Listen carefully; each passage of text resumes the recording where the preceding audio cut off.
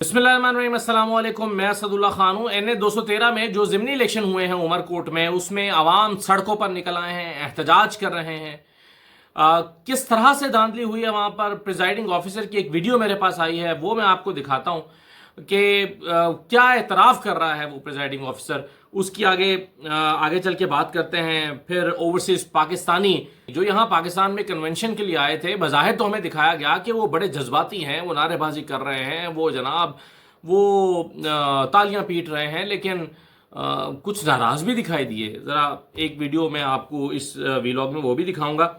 लेकिन और फिर जो सबसे बड़ा फ्रॉड आजकल इस कौम के साथ खेला जा रहा है पेट्रोल के हवाले से, कुछ आदाद व शुमार मैं आपके सामने रखूंगा जो आपकी आंखें खोल देगा। कितनी प्राइस होनी चाहिए पेट्रोल की, पेट्रोल कितने का 1 लीटर इस वक्त पाकिस्तान में होना चाहिए, कैलकुलेशन मैंने की है, ज़रा वो मैं आपके सामने रखता हूँ। लेकिन आगाज़ ज़रा कर लेते हैं। आज जो इमरान खान से मुलाकात थी, इमरान खान की बहनों की, पार्टी लीडर्स की, वो नहीं हो सकी और तमाशा लगा रहा सारा दिन। लोग वहाँ पे गए, उनकी मुलाकात नहीं होने दी गई, वो अड्याला के बाहर बैठ गए।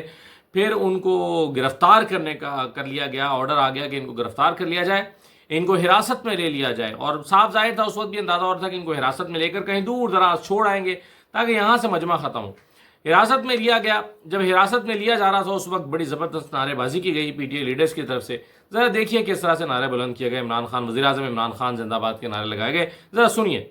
वज़ीर आज़म इमरान खान, वज़ीर आज़म इमरान खान, वज़ीर आज़म इमरान खान, जान भी हाजिर है। वज़ीर आज़म इमरान खान, वज़ीर आज़म इमरान खान, वज़ीर आज़म इमरान खान, जान भी हाजिर है अपने वज़ीर आज़म इमरान खान। हाई कोर्ट की कंटेम्प्ट ऑफ कोर्ट है।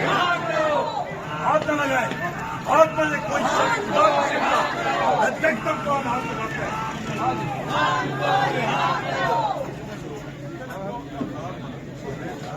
ये नारेबाजी की गई और फिर इनको प्रिजन वैन में बिठाया गया सबको, और इनको फिर चक्री के करीब कहीं पर ले जाकर छोड़ दिया गया, वीराने में छोड़ दिया गया। जैसे पिछली दफ़ा किया गया था ऐसे इस दफ़ा भी किया गया।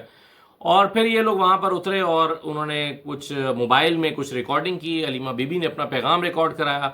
अलीमा बीबी ने क्रिटिसाइज़ किया है बेसिकली अदलिया को कि भाई आपका ऑर्डर था, मुलाकात होनी चाहिए। अगर उन्होंने कहा कि अगर आप अपने ऑर्डर को इम्प्लीमेंट नहीं कर सकते, आप चीफ जस्टिस हैं और चीफ जस्टिस होते हुए एक ऑर्डर करते हैं और आपका ऑर्डर इंप्लीमेंट नहीं हो सकता, तो आप कहे कि चीफ जस्टिस हैं, आपको फिर किस चीज़ की तनख्वाह मिल रही है? आप छोड़ दें, स्टेप डाउन करें, किसी और को आने दें। लेकिन नहीं, वो लाए ही इसी काम के लिए गए हैं। लाहौर हाई कोर्ट से 15वें नंबर से उठाकर उनको चीफ जस्टिस बनाया गया, तो इसी काम के लिए बनाया गया, यही जिम्मेदारी से अंजाम देने के लिए उनको किया गया है। अगर वो ये नहीं करेंगे तो फिर उनका लाने का फ़ायदा क्या है? तो क्या अलीमा बीबी ने अपना शिकवा किया या चीफ जस्टिस को स्टेप डाउन करने का मशवरा दिया? ज़रा ये भी देख लें।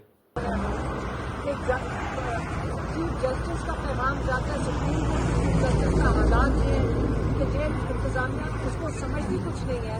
जब सलमान सफदर निकल गए हैं अडयाला, तो अगर ये हालात हैं, मैं अगर आपकी जगह हूँ तो मैं ये पोजीशन छोड़े, कोई ऐसे जज आने दें जो पाकिस्तान में हमें इंसाफ दे सके। इसलिए आपको तनख्वाहें दी जा रही हैं, इसलिए आपको मराहत मिल रही हैं कि आप पाकिस्तानियों को इंसाफ दें। अगर आप नहीं दे सकते हैं तो आप क्यों बैठे इन कुर्सियों के ऊपर, किस लिए बैठे हुए हैं? तो अलीमा बीबी आईना दिखा रही थी, अदालतों को उसकी औकात बता रही थी, लेकिन इससे कोई फ़र्क पड़ता नहीं है किसी की सेहत पर भी। आ जाए ज़रा पेट्रोल के इशू पर। ये क्या आवाम के साथ खिलवाड़ किया जा रहा है पेट्रोल की कीमतों में। मैं आपके सामने ज़रा कुछ कैलकुलेशंस रख देता हूँ, मोटी मोटी बात है वो आपके सामने रख देता हूँ। देखिए, इस वक्त आलमी मंडी में जो क्रूड ऑयल है वो एक बैरल तकरीबन $62 का है, $62 का एक बैरल। एक बैरल कितना होता है? एक बैरल में 159.98 यानी 159.98 या तकरीबन 160 लीटर आप कह लीजिए होते हैं। तकरीबन 160 लीटर होते हैं एक बैरल में, और 160 लीटर आपको मिलते हैं $62 के। तो एक लीटर कितने का पड़ा? आलमी मंडी में एक लीटर जो ऑयल है वो पड़ता है $394 का, $394 का। और पाकिस्तान में डॉलर कितने का है? 280 का। अब ये मोटी सी कैलकुलेशन है, आप 280 को मल्टीप्लाई करें $394 के साथ, तो जवाब आता है 110.32, 110.32, यानी जो 1 लीटर ऑयल है वो आलमी मंडी में 110 रुपए का होना चाहिए। इस कैलकुलेशन के मुताबिक 110 रुपए का है। अब आप कहेंगे जाहिर है थोड़े बहुत टैक्सेस ऐड होते हैं, थोड़ा बहुत उसमें जाहिर है फ्रेट लगेगा, तो ये मिला जुला के पर लीटर जब कॉस्ट पड़ेगी तो वो आ जाएगी तकरीबन 120-25 रुपए, बहुत से बहुत भी 30 रुपए। लेकिन मिल कितने का रहा है? 258 रुपए का लीटर पाकिस्तान में। अब ये क्यों है? क्योंकि इसमें 80 रुपए की लेवी है और चीज़ें डाली गई हैं और चीज़ें शामिल की गई हैं। लेकिन इसके बावजूद देखें, अब मैं आपको मिसाल देता हूँ। पीटीआई के ज़माने में जब आपको 160 रुपए का मैक्सिमम जो ऑयल मिल रहा था वो 160 रुपए का मिल रहा था। जाते जाते इमरान खान वो भी 150 का करके गए थे, जिस पर बहुत शोर शराबा किया गया। वो जो 160 रुपए का लीटर मिल रहा था उस वक्त आलमी मंडी में 130 रुपए का, $130 का बैरल था। यानी जब $130 का बैरल था तो आपको 150 रुपए का पाकिस्तानी मिल रहा था, 160 रुपए का या 150 रुपए का। आज $62 का बैरल है तो आपको 258 रुपए का मिल रहा है। तो ये क्या कैलकुलेशन? अब इसमें हो क्या रहा है? तो जनाब इसमें यह है कि आप जब इंटरनेशनल प्राइसेस कम होती हैं तो हुकूमत लेवी बढ़ा देती है, लेकिन लेवी को बढ़ाते बढ़ाते मैक्सिमम 70 रुपए की कर सकती थी, इससे ऊपर नहीं ले जा सकती थी।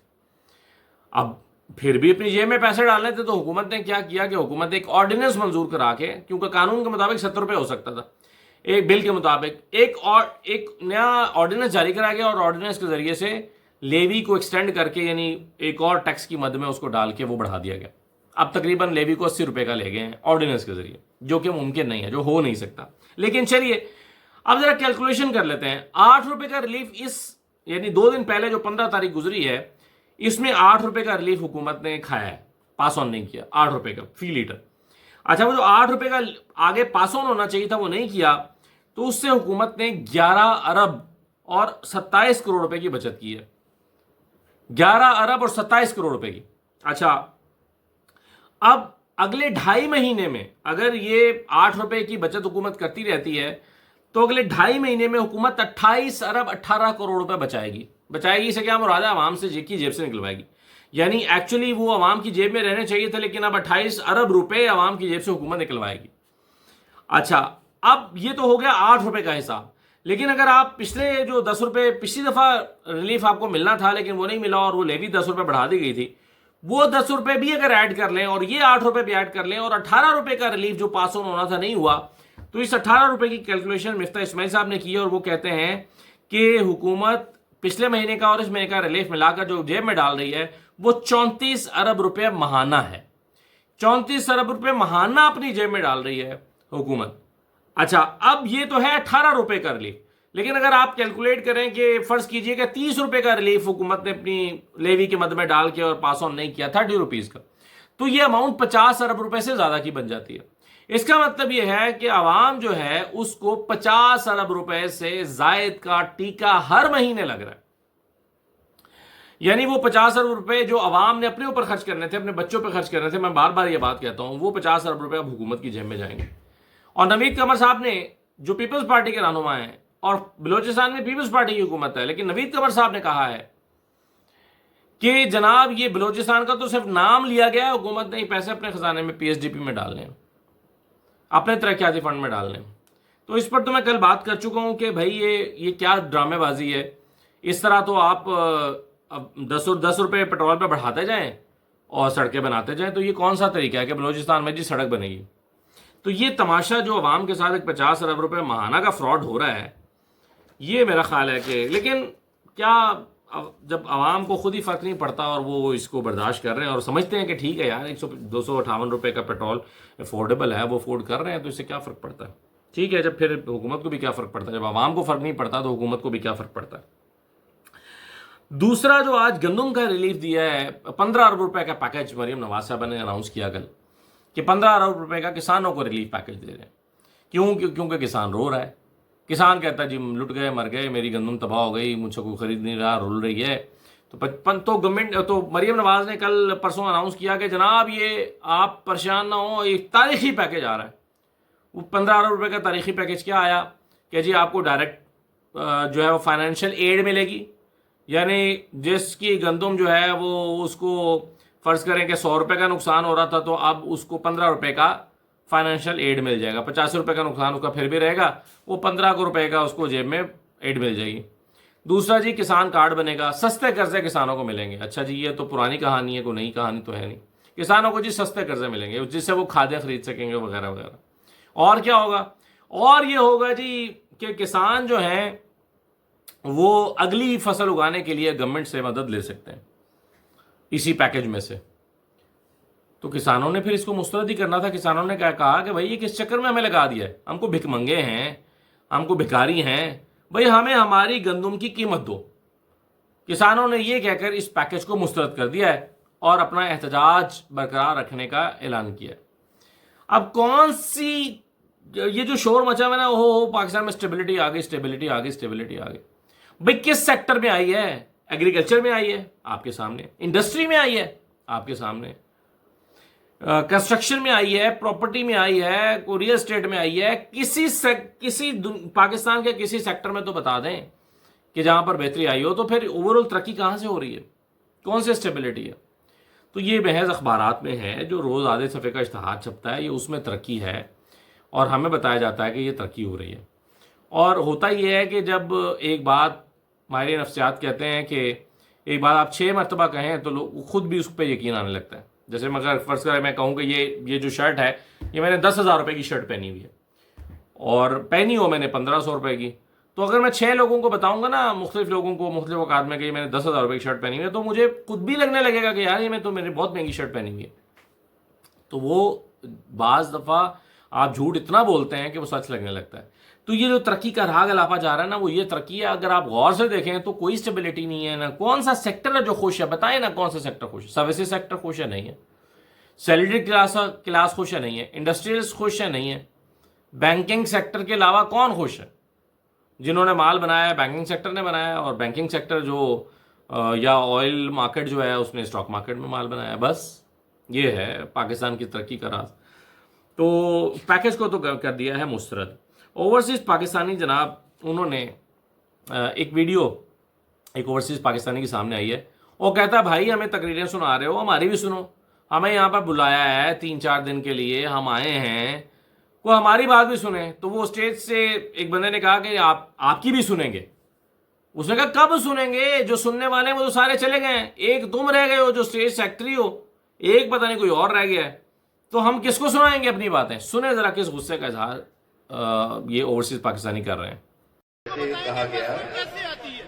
जी जी ठीक है, हमारे पास सारे प्लान है, आप हमें सुने ना। बिल्कुल। सुबह जैसे से आप अपनी सुना रहे हैं वही बातें, वो जो हम सुनते आए हैं सारी। आप देखें, जैसे पहले सेशन में ऐलान किया, हमारी सुने जी कोई बिल्कुल ऐसा आपको भी प्लान सुनेंगे। लाएं जो हमारी सुने, जिसके ऊपर अमल करें। जी बिल्कुल आपसे आप अब 2 बंदे रह गए हैं, 2 एंकर हैं, मेजबान है, आप बाकी बंदा ही कोई नहीं है। किसको नहीं, सुनाएं? ऐसी बात नहीं है। दूसरे सेशन में सारा आपकी दिन ही हमने जाया किया, बातें 4 दिन के लिए इधर आए हुए हैं। जी जी हमारा भी टाइम देखें, बहुत कीमती है। बिल्कुल ऐसे ही है। दूसरे सेशन में हमारा मकसद ही ये है कि डेलीगेट्स को ज्यादा से ज्यादा टाइम दिया जाएगा। वो जो स्पीचेस का तो ये है जनाब सूरत हाल। ये आपने देख लिया है कि किस तरह से ओवरसीज पाकिस्तानी शिकवा कुना नजर आते हैं। आ जाए जरा NA 213 के ज़िमनी इलेक्शन पे। NA 213 का ज़िमनी इलेक्शन हुआ है। पीपल्स पार्टी ने भी पीपल्स पार्टी, याद रखिए कि ये जो शो में जाती है ना कि जी हमारे साथ भी धांधली हुई है, पीपल्स पार्टी के साथ कोई धांधली नहीं हुई। पीपल्स पार्टी धांधली करने वालों में शामिल है। ये जो कराची में इस वक्त पीपल्स पार्टी की हुकूमत कायम है, पीपल्स पार्टी की जो बल्दियाती हुकूमत कायम है पीपल्स पार्टी की कराची में, मुर्तज़ा वहाब जो मेयर बने हुए हैं, ये उसी तरह फॉर्म 45 बनाकर या हाथ से तब्दीली करके ओवरराइटिंग करके हुकूमत बनाई गई है, जिस तरह 2024 का इलेक्शन हुआ है। वो पहले कर लिया गया था और ये बाद में किया गया। तो पहला तजर्बा पीपल्स पार्टी के हक में ही किया गया था। और आज ये इलेक्शन कैसे हुआ है, एक प्रिजाइडिंग ऑफिसर हैं, वो मैं आपको सुनवा देता हूँ। वो कहते हैं कि जी सिंधी ज़बान में बता रहे हैं, वो कहते हैं कि कल रात को जब इलेक्शन स्टफ दिया गया, जो सारी चीज़ें हमारे हैंड ओवर की गई, उसमें फॉर्म 45 शामिल नहीं थे। यानी फॉर्म 45 हमें दिया ही नहीं गया। फॉर्म 45 क्या होता है कि फॉर्म 45 वो होता है कि जिसमें काउंटिंग करने के बाद सबके के लिखे जाते हैं कि किसका कितने वोट हैं, किसके कितने वोट हैं, लिखे जाते हैं, और फिर सारे जो वहाँ पर पोलिंग एजेंट्स होते हैं वो सब उस पर दस्तखत करते हैं। वो फॉर्म 45 होता है। वो कहते हैं जी फॉर्म 45 दिया ही नहीं गया, भाई इलेक्शन कराओ, काउंटिंग करो, रिजल्ट हम खुद तैयार कर लेंगे। ये इलेक्शन हुआ है। तो जरा सुने इन्होंने क्या कहा है। आरो साहब के साथ इंफॉर्मेशन दी छड़ी है असां सारी यूथ रात जो 445 नंबर पोलिंग स्टेशन ते असांखे जेको हसास खोलियो बेग उन खां अलावा जेको राति में बेग खोलियो ॿिन्ही मां जेको फॉर्म अॼु ताईं त कोन थियो। असां पोइ सुबुह सां जेको आरो खे कंफर्म कयो ग्रुप जे थ्रू काल कोई मैसेज कयो हुन चयो असीं तव्हांखे पहुचाईंदासीं चयो अञा बि त पहुतो नालो त सुनील कंदा आहे। ठीक है।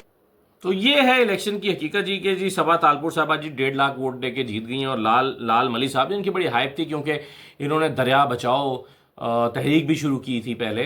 और ये जो लाल मली साहब हैं ये मुतफिका उम्मीदवार थे पीटीआई के जीडीए के। तो ये लाल मली साहब जो हैं इनको ये 75,000 वोट ले लिए हैं इन्होंने। लेकिन अवाम इस वक्त सरापा एहतजाज है। लोग उमरकोट में सड़कों पर निकले हुए हैं, लोग एहतजाज कर रहे हैं, नारेबाजी कर रहे हैं। और उमरकोट के हिसाब से देखें कितने लोग हैं जो सड़कों पर आए हुए हैं, कितना बड़ा प्रोटेस्ट कर रहे हैं। तो लेकिन इससे क्या फ़र्क पड़ता है, फॉर्म 45 तो जहाँ तैयार होगा हो जाएगा। पीपल्स पार्टी ने सेलिब्रेशंस कर लिए हैं, एक दूसरे को मुबारकबाद दे दी है और कहा है जनाब कमाल हो गया कमाल हो गया कमाल हो गया। ये है पाकिस्तान में इंतखाबात की क्रिकेट। तो ये इंतखाबात तो एक मजाक बन के रह गए। इसी तरह से शायद आगे भी होंगे। क्या क्या कहा जा सकता है। उधर दिलचस्प बात यह है कि सेनेट के इलेक्शन में सानिया निश्तर की सीट खाली हुई भी है और सानिया निश्तर की सीट पर शिबली फराज शोर मचा रहे हैं कि भाई शेड्यूल जारी करें, इलेक्शन कराएं क्योंकि हमारी सीट है।